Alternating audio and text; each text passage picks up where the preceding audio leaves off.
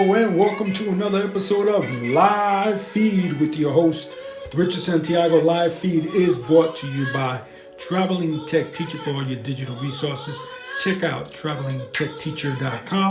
Also brought to you by thebullyexposed.com, a 501c3 nonprofit organization geared at helping survivors of bullying. So let them help you. Real Young Blues in the house. How you doing, Blue? Send me some music we can start playing. Thank you for smashing that heart, everyone. Yeah, I'm coming on a little bit later than usual. I'm sorry I haven't been on in a while. I'm doing some work for the United States Army. We're doing some videos, working with some great people, and doing some videos to get people to understand a little bit what's happening around Italy, so that they'll want to stay and they can enjoy their time while they're here. Serving for the country. So that's a great thing. So that's why I haven't been on. But guys, I do want to let you know that I have been posting some videos for you guys. We posted a video about a teacher today reading Sneetches, and I'm going to do a reaction video to that. Also, we posted that we want to know what you guys are, what stories you guys are going to tell about Black History Month. Only a few more days left, so get those stories out there. I'm really glad to see some of the stories that some people have been putting out there. Everyone created equal, says Cool Crown. Thank you very much. And I want to know what stories you're going to tell. And I've been seeing some amazing stories about Black History Month. You know, everybody knows who MLK is. Everyone knows who Malcolm X is, but I've been seeing some people that I've never heard of before that have made history. And Dr. V is with us. Thank you, Dr. V, for joining us. So let's get right into it. We're calling this one Sneetches, a Lesson in Racism. And very important, very important. So here's one of our teachers, and this is sponsored, guys. I want to let you guys know that this is sponsored by Traveling Tech Teacher.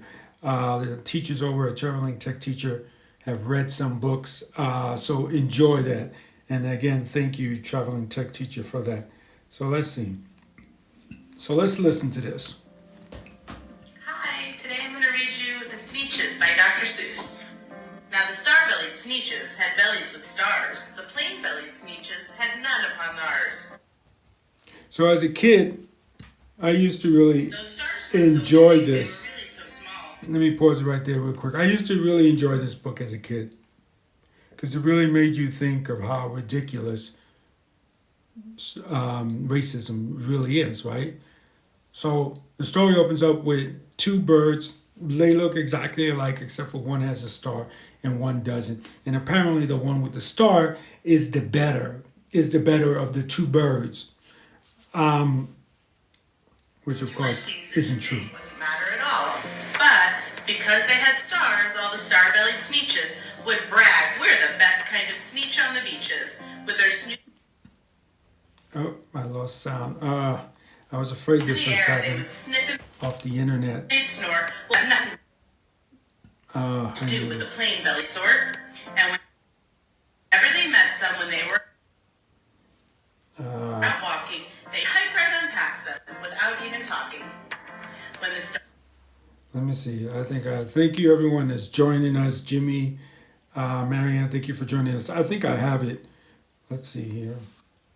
No, I don't.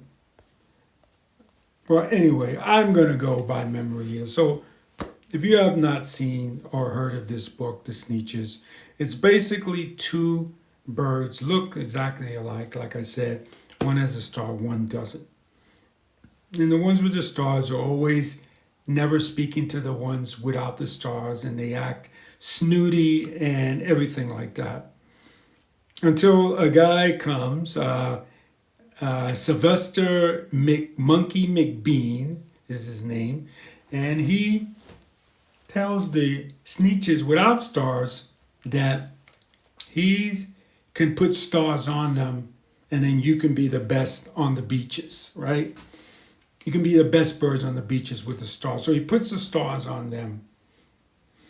Now, before we go any further into the story, I think nowadays especially, we do have a lot of, unfortunately, Sylvester McBeans. We have a lot of those.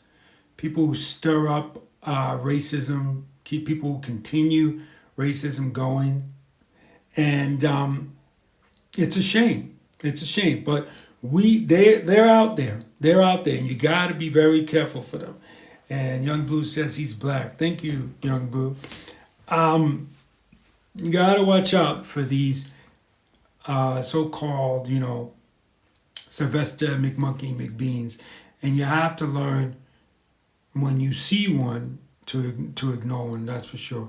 And so Dr. V says, "Wow, I have this book. I never have focused on this. I need to pull it out and read it with clarity. Hidden racism is real." Yes, that's exactly what this book is about. So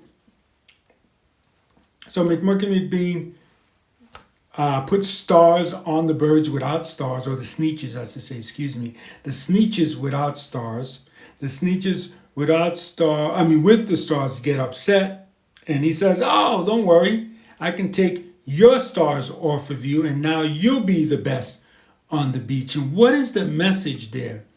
That's the key part right here to me of this whole book. Is the message there is that, now everybody has stars, everybody's great. Don't worry, I can remove your stars. That's how simple and stupid racism is. You can just move or put a star on somebody, and they become the best on the beach, and you take a star off and they become the best on the beach. No, wake up. No one's the best on the beach. The best on the beach goes by each individual character, not by a group of people. And so he continues he takes the stars off of the ones with that originally had stars. Then the ones that didn't have any stars realize, the ones that had the stars placed on them realize that, it's not cool to have the stars placed on them. They get them removed, back and forth, back and forth, back and forth. But what the one main thing that the Sneetches don't realize is that every time they get stars put on and stars removed, it's costing them money.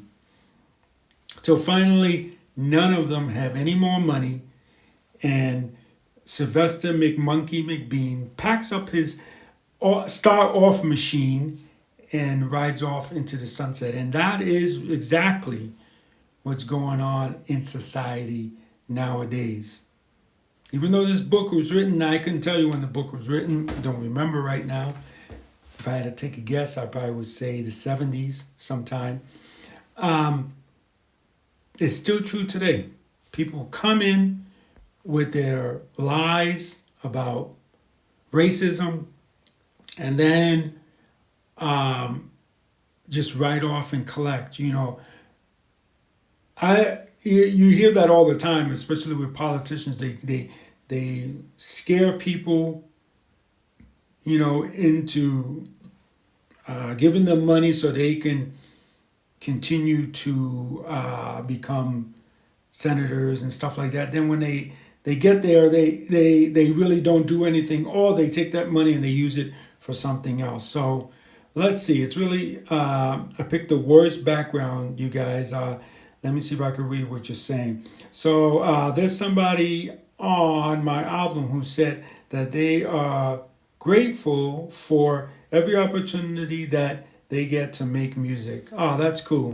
That's real cool. And Saquin, thank you for joining the show. Hope I pronounced that right.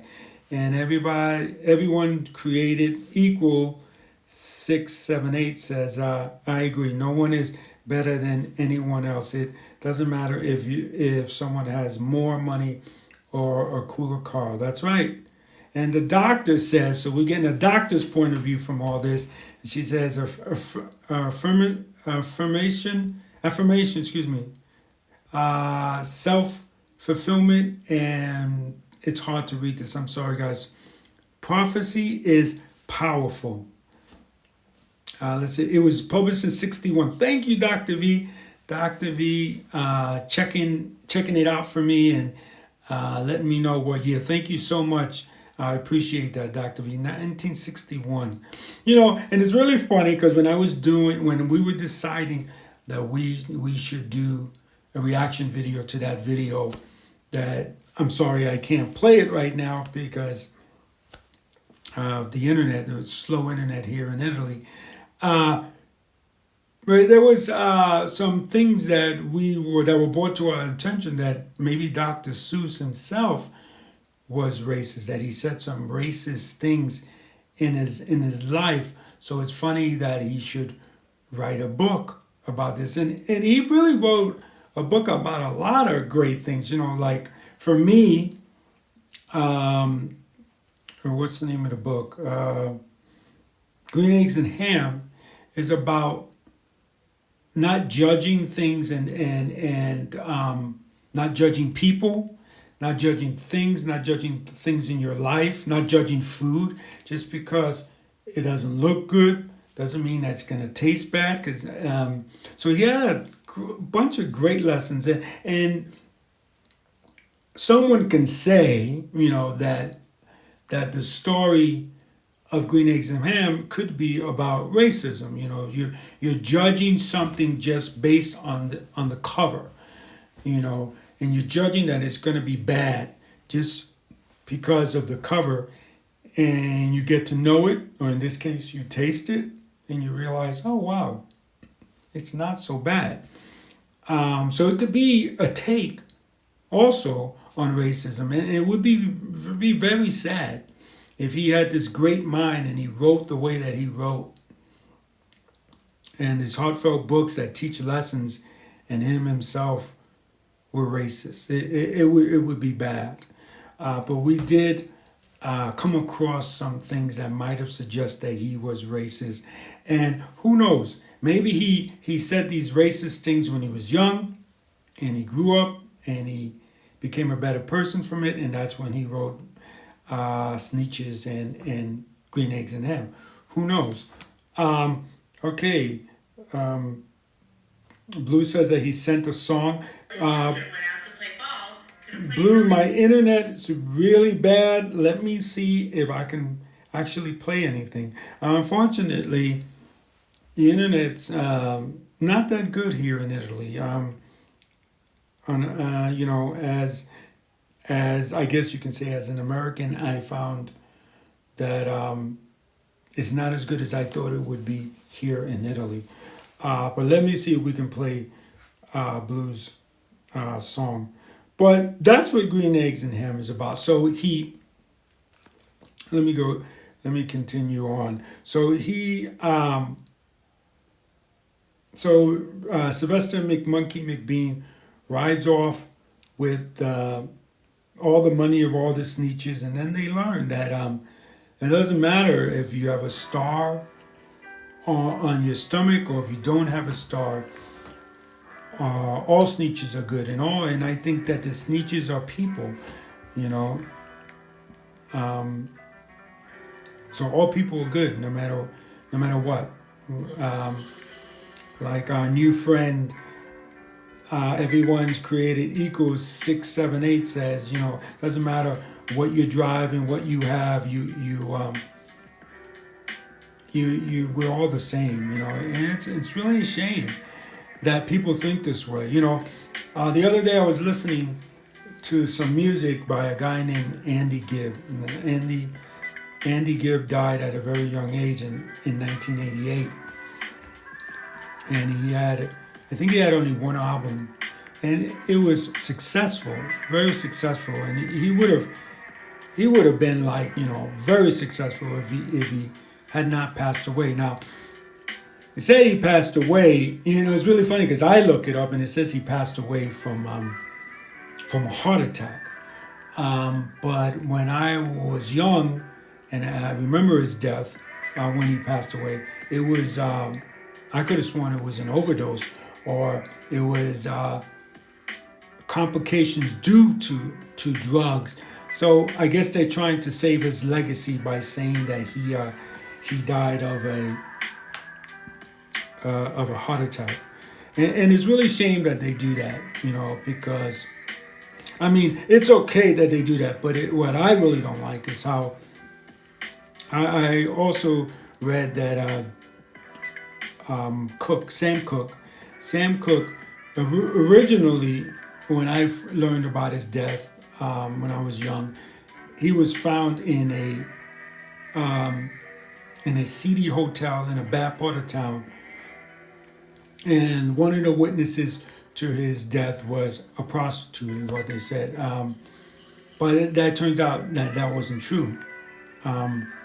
A lot of people think that he was murdered in one place and brought over. And I'm sorry that this is getting kind of grim, but racism is an ugly thing, you know, and it's a shame that the story stuck. That story stuck of him being in a seedy hotel with some people that are questionable. I'll put it that way, and that sticks in his life. And now that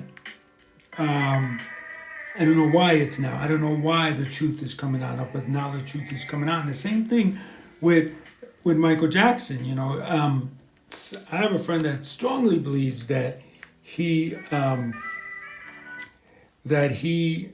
was that he did all those things with those kids, and to me it just doesn't match up. Especially that last video. I mean, the last film about Neverland. It didn't match up. Didn't match up for me. And it's a shame that these black artists, are dying. There are some people that feel that Michael Jackson, Prince, they were murdered. They were not. I'm not saying that these things are true. I'm telling you everything that's out there. And so. Why was it? These people had trouble with the people that have rights to their music. So it's kind of strange.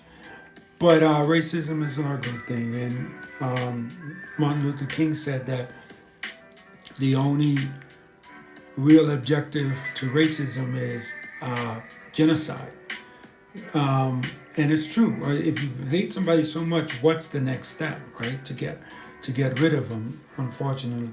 So let's see. We have some new people join us. Connor Kelly is joining us. Thank you, Kelly for joining us. Connor for joining us. Sorry. Thank you for smashing that out. Everyone, please, whether you're watching this in the recorded version or live version, please smash that heart. So Young Blue says it's kind of what they're doing with Juice World. My son told me about that story. I'm gonna have to look into what's happening with Juice World. Yeah, they're saying he just died of a seizure. Excuse me, guys. But it's much more, huh? That's interesting. And it's really sad. It's really sad that this is what's happening, to our artists.